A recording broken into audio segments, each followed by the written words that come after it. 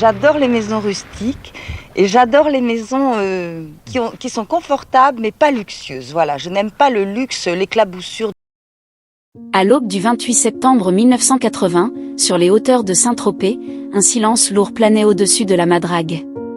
Ce matin-là, Brigitte Bardot n'était plus seulement une actrice retirée des plateaux, elle devenait une figure insaisissable, entourée de rumeurs, d'admiration et d'incompréhension. La France entière croyait connaître cette femme qui avait illuminé les années entre 50 et 60, mais personne ne savait réellement ce qui l'avait poussée à fermer la porte du cinéma alors qu'elle était encore l'icône absolue de son époque. Comment une légende aimée de millions de Français a-t-elle pu choisir, du jour au lendemain, le silence plutôt que la lumière ? Qu'est-ce qui se cache derrière ce retrait brutal, souvent commenté mais rarement compris ? Était-ce une rupture, une blessure, un appel à l'air libre que la célébrité ne lui avait jamais offert ? Pour répondre à cette question, il faut remonter plus loin. Avant la star mondiale, avant les unes de Paris Match, avant les tournages avec Vadim et Godard, il y avait une jeune fille timide, élevée dans une famille bourgeoise du 16e arrondissement, formée à la danse classique, déjà fragile, déjà observée, déjà prisonnière d'un regard qui n'était pas encore le sien. Ce documentaire vous emmène au cœur de cette vérité-là, celle d'une femme dont la lumière a brûlé trop fort, trop vite, et qui n'a trouvé la paix qu'en tournant le dos au monde. Bardot n'a jamais cessé de fasciner, mais avait-on seulement compris sa fuite ? Au milieu des années 50, la France découvre un visage qu'elle n'oubliera jamais. Dans Et Dieu, crée à la femme, Bardot n'est pas seulement une actrice, elle devient le symbole d'une génération qui s'éveille, d'un pays qui sort lentement de l'après-guerre et cherche une nouvelle liberté. Sur les plateaux de la Victorine comme dans les rues de Saint-Tropez, sa présence attire les foules, bouleverse les codes et fait vaciller les certitudes d'une époque encore pudique. Les années 60 amplifient cette ascension fulgurante. Bardot enchaîne les rôles avec une facilité désarmante, la vérité, vie privée, le mépris. Chaque film dévoile une facette différente, mais le public ne voit qu'une chose, une lumière rare, presque sauvage, qui semble n'appartenir à personne, pas même à elle. Les magazines s'arrachent ses photos, les réalisateurs se disputent sa disponibilité, et les studios parisiens n'ont Dieu que pour cette jeune femme qui attire la France entière, puis le monde. Mais derrière les projecteurs, une vérité plus discrète se dessine. Bardot travaille sans relâche, souvent entouré d'équipes exclusivement masculines, constamment jugées, comparées, scrutées. Son image devient une marchandise, sa liberté, une rumeur lointaine. Pourtant, malgré la pression, elle continue d'avancer, portée par un talent instinctif, presque animal, qui fascine et dérange à la fois. Ces années de gloire ont forgé une légende. Elles ont aussi planté les premières graines de la rupture à venir, trop de bruit, trop d'attente, trop de lumière pour une femme qui, au fond, n'a jamais souhaité être un mythe. Avant de devenir l'icône que l'on connaît, Brigitte Bardot fut une enfant silencieuse, presque effacée, dans un appartement feutré du 16e arrondissement. Fille d'une famille bourgeoise où la politesse, la retenue et la discipline tenaient lieu de règle, elle grandit dans un univers où l'expression des émotions était rare et parfois découragée. Sa mère, soucieuse de perfection, exigeait élégance et droiture, son père, discret, observait davantage qu'il ne parlait. Bardot, elle, se formait déjà à vivre dans un monde qui la regardait sans jamais vraiment l'écouter. C'est dans cet environnement strict que la danse classique devint sa première respiration. Inscrite au Conservatoire de Paris, elle y découvre non pas la gloire, mais l'effort, la rigueur, l'exigence qui forgeront son caractère. La scène n'était pas encore un refuge, mais une obligation qui l'éloignait un moment des attentes familiales. Elle y apprend à corriger son corps, à maîtriser ses gestes, à supporter les critiques autant de leçons qui, plus tard, lui permettront d'affronter la violence du regard public. Pourtant, derrière cette discipline naissait une fragilité profonde. Bardot n'est pas une enfant sûre d'elle. Elle souffre du jugement, des remarques, de la surveillance constante. Les premières blessures sont déjà là, le besoin d'être aimée, la peur de décevoir, l'incapacité à se protéger. Ces fissures intimes ne disparaîtront jamais vraiment, elles grandiront avec elle, au même rythme que sa beauté et que sa notoriété. Les racines de Brigitte Bardot ne sont donc pas celles d'une star prédestinée.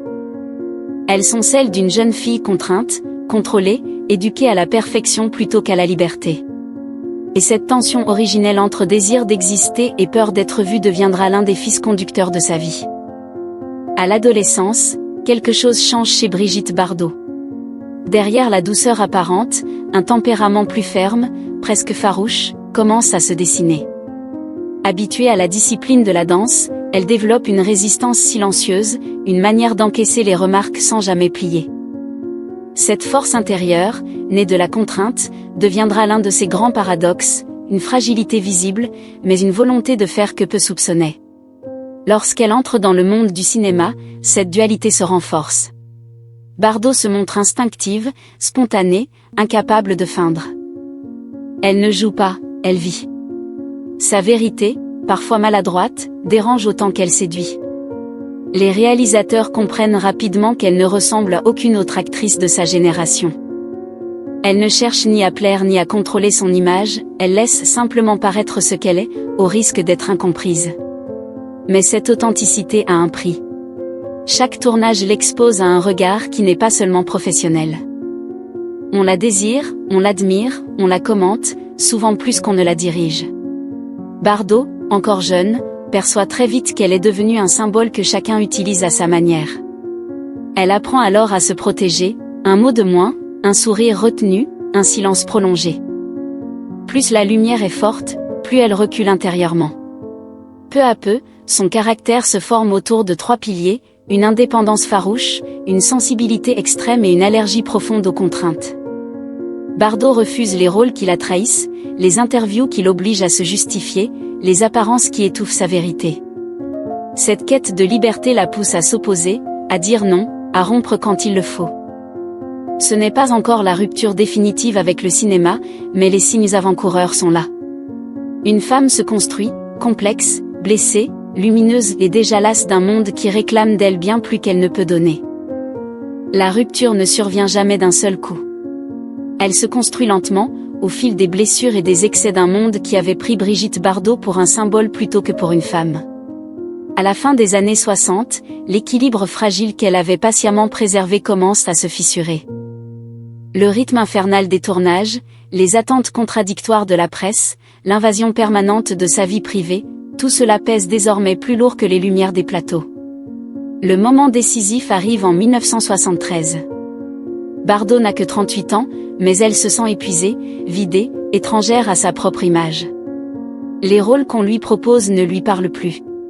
Les interviews deviennent un fardeau, la célébrité une cage dont les barreaux se resserrent. La jeune femme libre, qui courait pieds nus sur les plages de Saint-Tropez, se voit peu à peu transformée en icône figée, sans droit à l'erreur, sans espace pour respirer. C'est à cette époque que la rupture prend forme. Un matin, sans drame, sans annonce spectaculaire, Bardot décide simplement d'arrêter. Elle quitte le cinéma comme on ferme une porte trop lourde à porter.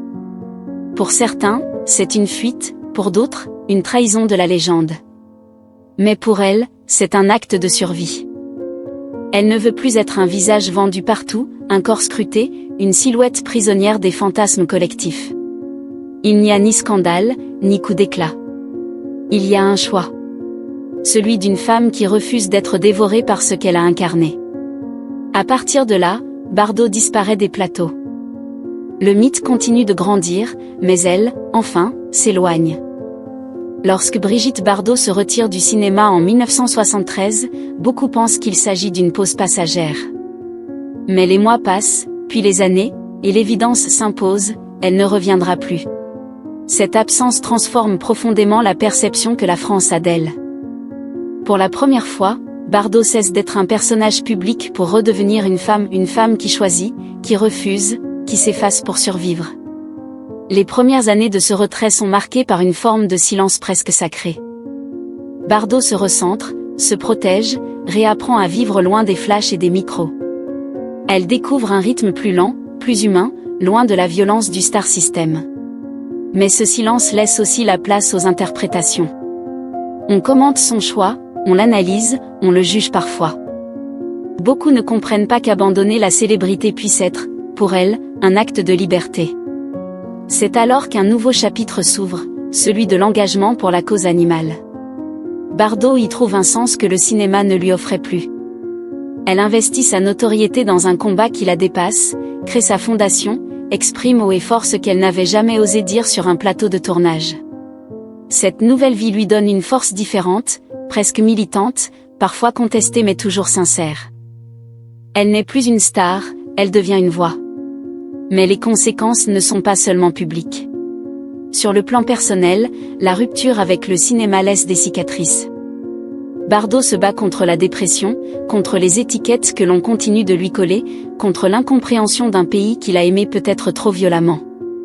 Elle se reconstruit lentement, avec ses fragilités et son courage. Ce retrait définitif n'a pas effacé la légende. Il l'a transformée. Bardot n'est plus seulement un mythe du cinéma, elle est devenue une présence singulière dans la mémoire française, libre, complexe, insaisissable. Avec le temps, le regard porté sur Brigitte Bardot devient plus complexe, presque contradictoire. Pour une partie du public français, elle reste l'incarnation d'une liberté perdue, d'un âge d'or où le cinéma semblait à la fois plus simple et plus audacieux. On évoque la jeune femme solaire de La Vérité, la silhouette insouciante de Saint-Tropez, la star qui faisait rayonner la France jusque dans les journaux américains.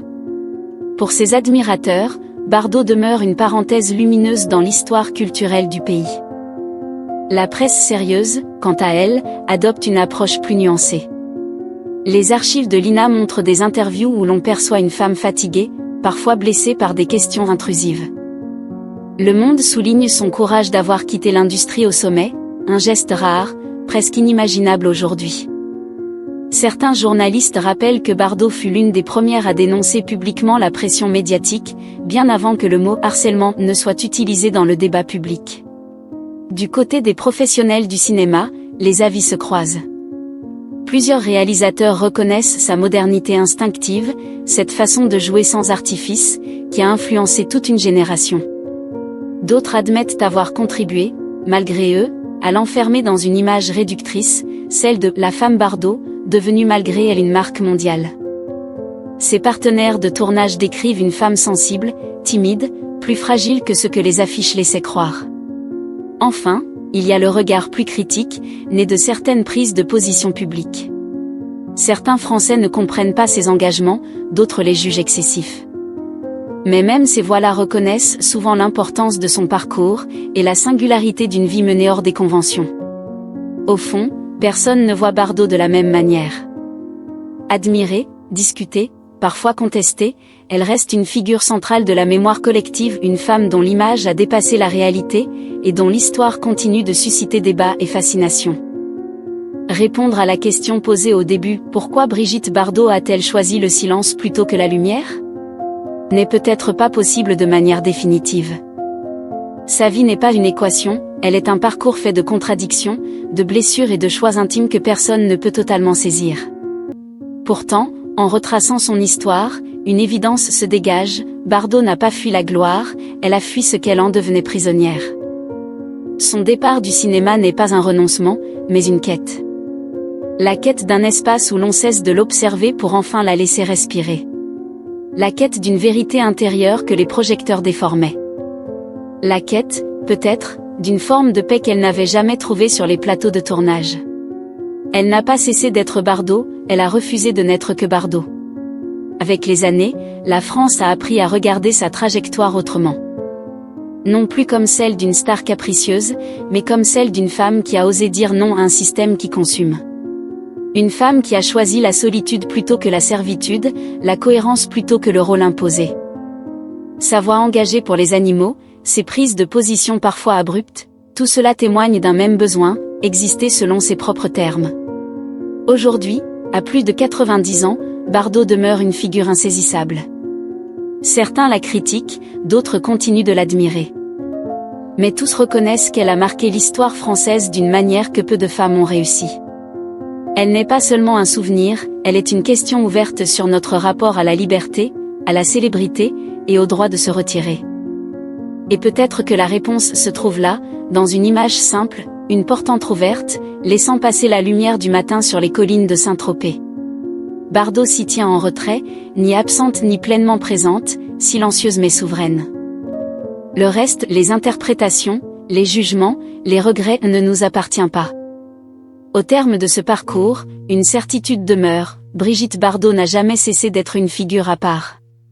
Ni tout à fait actrice, ni tout à fait militante, ni tout à fait recluse. Elle appartient à cette catégorie rare de femmes dont la vie dépasse les rôles, les époques et les interprétations. Sa trajectoire raconte autant la fragilité que la force, autant l'éclat que la solitude.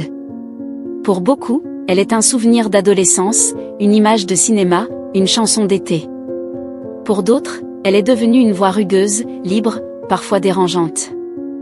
Mais pour tous, elle reste l'un des visages qui ont façonné la mémoire française du XX siècle. Et vous, quelle image gardez-vous de Brigitte Bardot? La jeune femme insouciante des années 60? L'icône qui a illuminé le cinéma français? Ou la militante qui a choisi de vivre loin des caméras? Partagez vos souvenirs, vos impressions, vos émotions. Votre mémoire fait partie de son histoire.